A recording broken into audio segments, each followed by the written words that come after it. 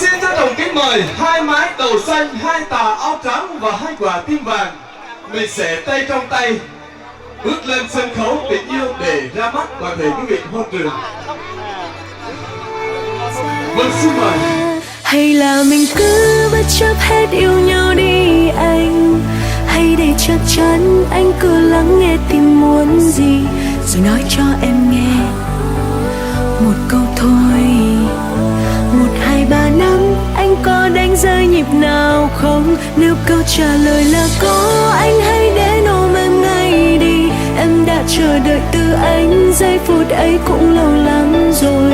Và dẫu cho mai sau có ra sao thì em vẫn sẽ không hối tiếc vì ngày hôm nay. Toàn thể hôn trường thân mến, là một lần nữa chúng ta hãy quay ánh nhìn chúng ta lên trên sân khấu để được cùng chung vui với cặp đôi hạnh phúc nhất trong buổi trưa hôm nay.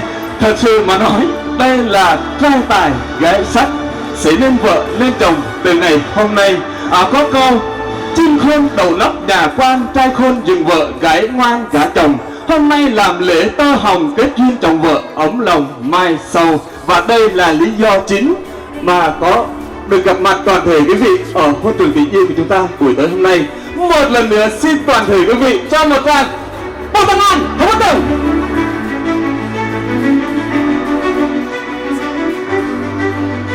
Vâng, kính thưa quý vị thân mến, con người ta có tổ có tông, như cây có cội, như sông có nguồn. Cây có cội mới nở cành xanh lá, sông có nguồn mới bể lặng sông sâu. Vâng, trong ngày cưới ngày vui của đôi bạn trẻ của chúng ta, Rê Tâm Phiêu, Sánh Duyên cùng Pui Thêm trong buổi trưa hôm nay không thể thiếu những bậc sinh thành. Họ cũng sẽ đồng hành với con trai và con gái mình ở trên sân khấu tình yêu lúc này đây. Vâng, thưa quý vị, chúng ta hãy nán lại trong chốc lát để được chào đón bên gia đình nhà gái và nhà trai. Vâng, phía bên nhà gái, tôi xin phép kính trân trọng giới thiệu và kính mời lên sân khấu đó là ông Rê Tâm Phiêu và bà Rê Tâm Khun ở Playbox Gia Cư chú bà Gia Lai. Vâng, xin mời gia đình. Vâng, phía bên nhà trai, tôi xin phép kính trân trọng giới thiệu và kính mời cô chú của chú rể, đó là ông Rê Lan Huy và bà của Pui Mai ở làng núi Ia Nam, Đức Cơ, Gia Lai. Vâng, xin mời hai gia đình.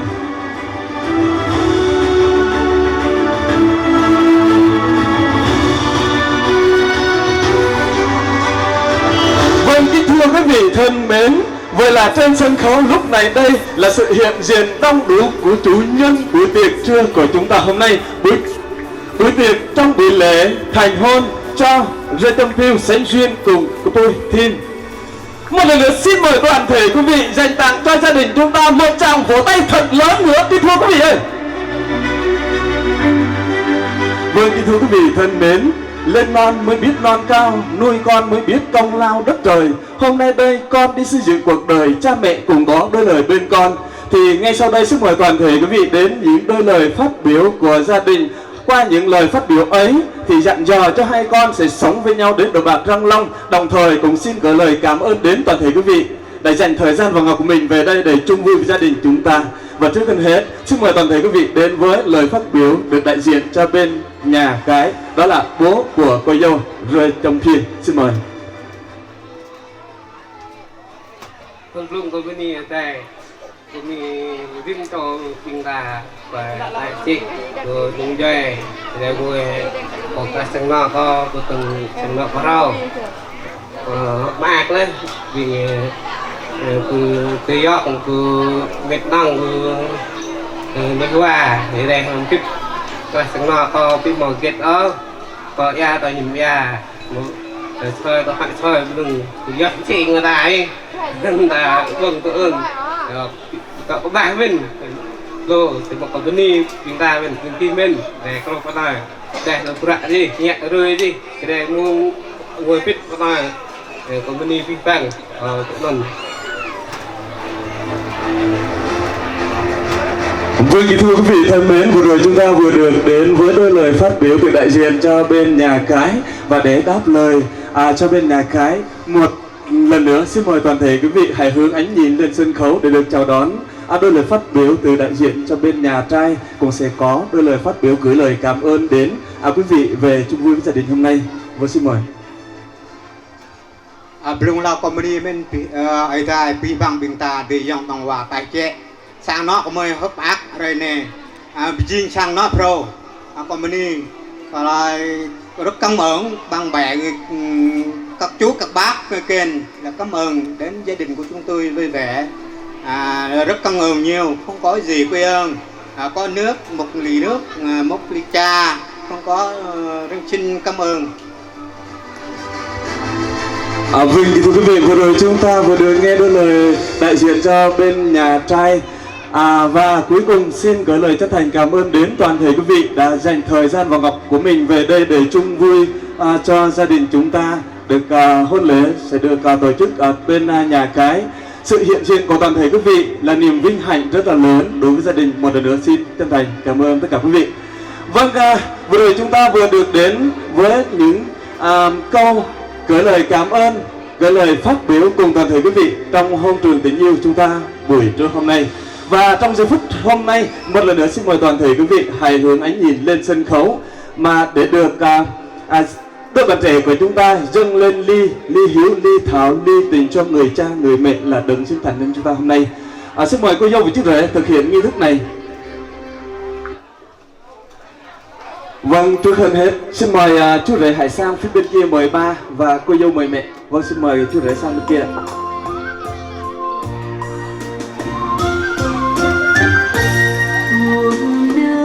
Vâng, kính thưa quý vị, đi khắp thế gian không ai tốt bằng mẹ, gánh nặng cuộc đời không ai khổ bằng cha. Biển rộng mênh mông không đong đầy tình mẹ, mây trời lồng lộng không phủ kín công cha. Sở dĩ có ngày vui hôm nay thì bậc làm cha là mẹ ai cũng mong muốn nhận được cái ly này, mong rằng hai con sẽ sống với nhau đến đầu bạc răng long. Và lần lượt như thế, xin mời đôi bạn trẻ của chúng ta hãy mời phía bên nhà cái. Vâng, xin mời chú rể hãy sang phía bên này mời chú và cô dâu mời cô. Cùng cha như núi Thái Sơn, nghĩa mẹ như nước trong nguồn chảy ra. Vâng, xin mời hai em trở lại vị trí của mình. Và xin mời hai gia đình đứng chéo chiều về để cùng ly thắt chặt tình nghĩa suy gia từ ngày hôm nay. Để có cái là sang nó toa là chẳng có tốt cái chấp lùi ra mừng thời này. Để có cái là có tốt bây giờ mẹ đang dần dần và chúng ta bằng an về cái sang nó không có từng. Vâng, kính thưa quý vị, ngày vui tôi có tôi câu, chúc cho hai họ được bền lâu muôn đời, chúc cho quý vị khách mời. Ngày vui nhất đời anh, ngày vui nhất đời em, trong chiếc thiệp xinh xinh có tên hai đứa mình, ngàn lời chúc bình an, đôi bàn tay siết chặt, hai chiếc nhẫn kết lại, mình chúc cho ngày vui nhất. Xa xa trong giấc mơ anh vẫn luôn mơ đến ngày vui nhất, và hôm nay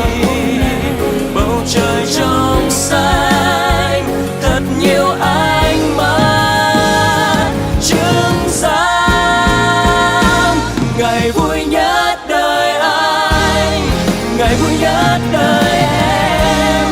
Trong chiếc thiệp xinh xinh có tên hai đứa mình, ngàn lời chúc bình an, đôi bàn tay siết chặt, hai chiếc nhẫn kết lại, minh chứng cho ngày vui nhất. Hai chiếc nhẫn kết lại, minh chứng cho ngày vui nhất.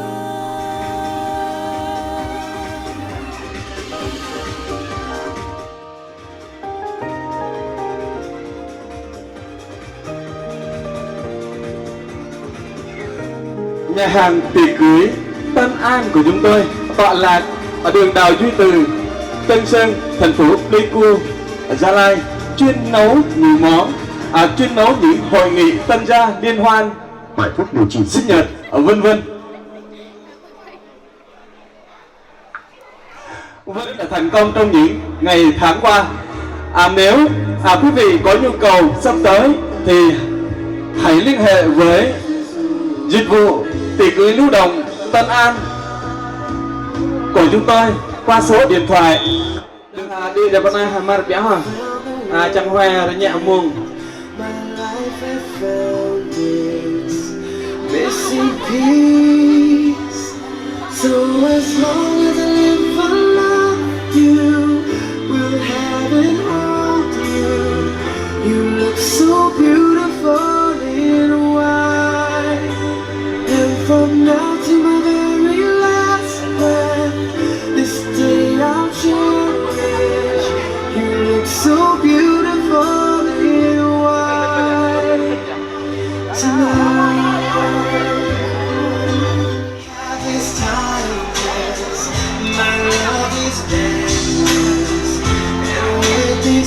Từ đây giờ đó mò đường vì bên Nam cho bên này va những cái yêu ta chị chị trong pre tôi cái nhau không là mời riêng các bạn bên chẳng gặp bạn tôi lời chúc phúc tốt đẹp nhất và mừng vi phạm bên Nam cho bên này va.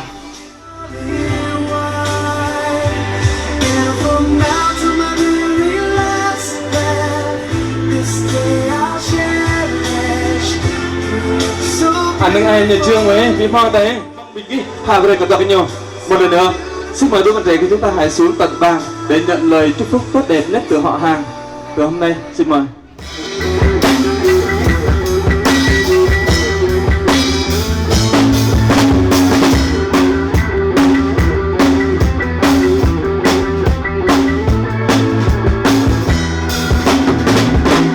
Đủ mấy lời cùng bạn bè ta đam mê những cung đường dài rồi một việc xa lắm thơ người bóng sẽ cùng đời ta với cả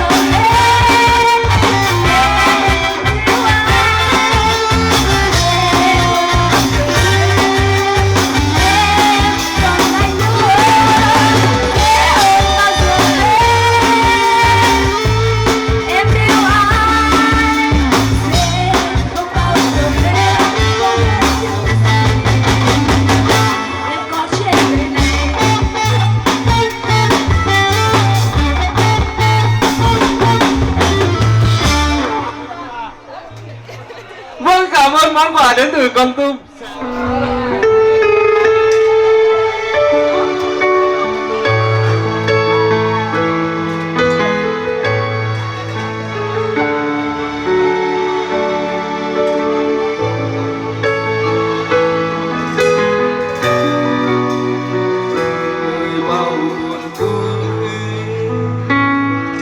Ngày tháng đưa ta về đâu người ơi, nếu trong cuộc đời thiếu vắng một tình yêu, nếu trong đời anh thiếu em từng đêm nhạc ru tiếng hát chơi vơi. Hỡi em, đời đã cho ta gặp nhau, từ đây trái tim màu cay những tháng năm chờ mong, biết trong lòng anh đã bao ngày ngày một điều anh muốn nói, điều đó riêng cho em một đời mãi không quên.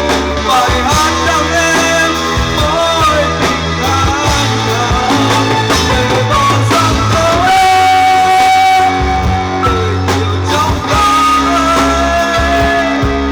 Anh vẫn yêu tình yêu của em rồi đến suốt đời.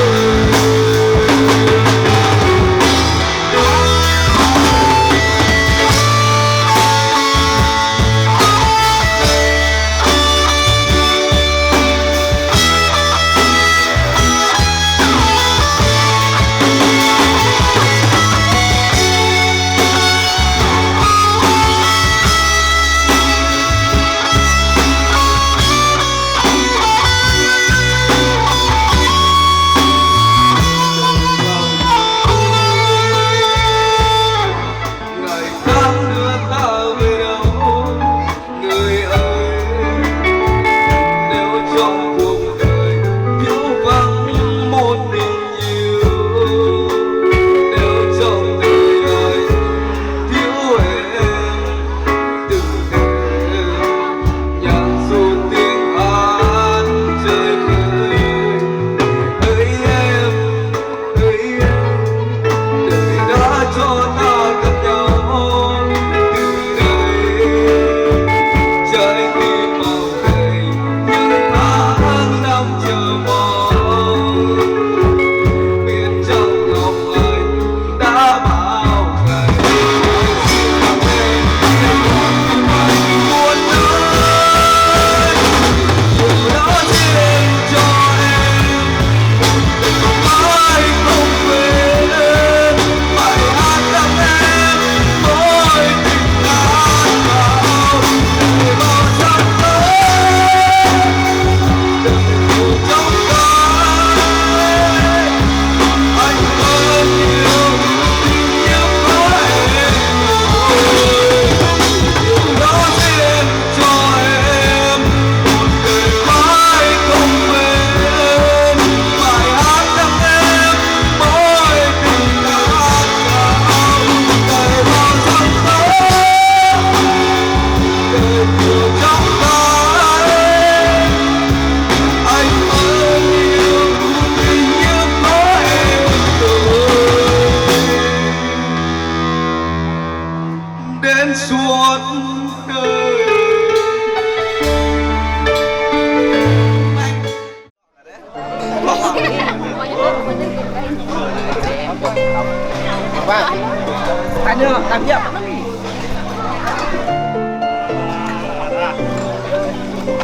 Yeah, được quay tấm rồi.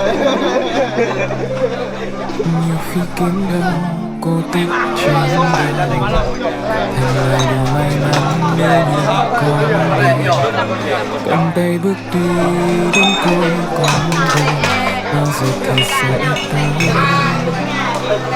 Dẫu anh không là chàng hoàng tử mà em đắm say, chỉ là gian đơn thôi như hình hài anh lúc này. Anh vẫn muốn quỳ gối trước nàng công chúa, em nhớ đêm này. Yêu anh muốn là luôn thấy em cười, chẳng cần phải lo lắng vì anh ở đây rồi, để anh che chở em hết quãng đường ngày sau nhé. Ngày đầu tiên cùng nhau sống suốt đời, cùng nhìn về phía trước cầm tay mãi không rời, và con tim cùng chung một nhịp khi ta có đôi.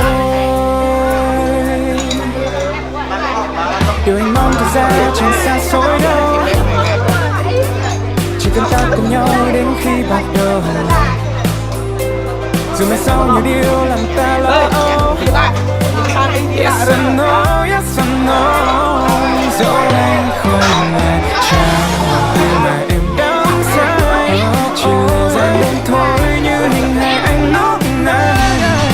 Anh vẫn muốn quỳ gối trước nàng công chúa, em nhớ đêm này. Mà đã nào một tình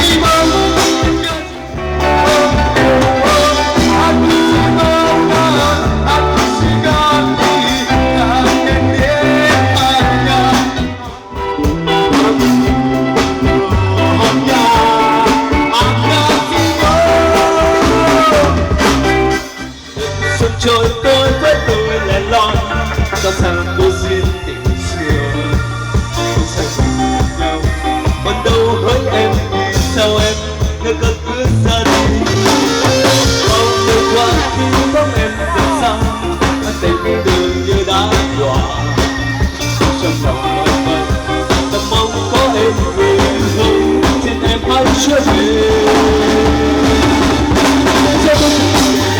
Quay bay vào tôi, anh chẳng trốn rồi.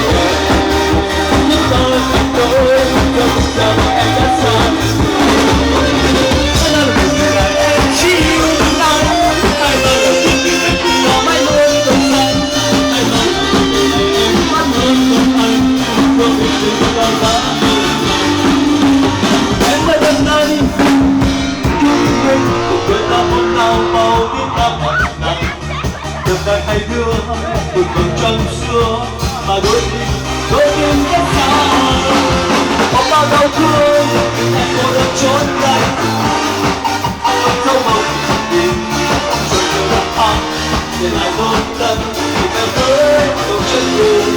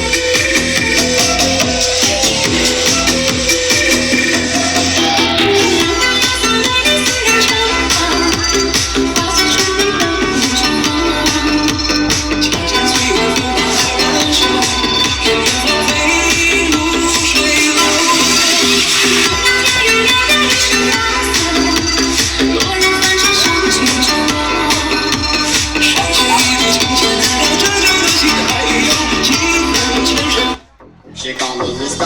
Bombastic, me fantastic. If me know me back, she says I'm Mr.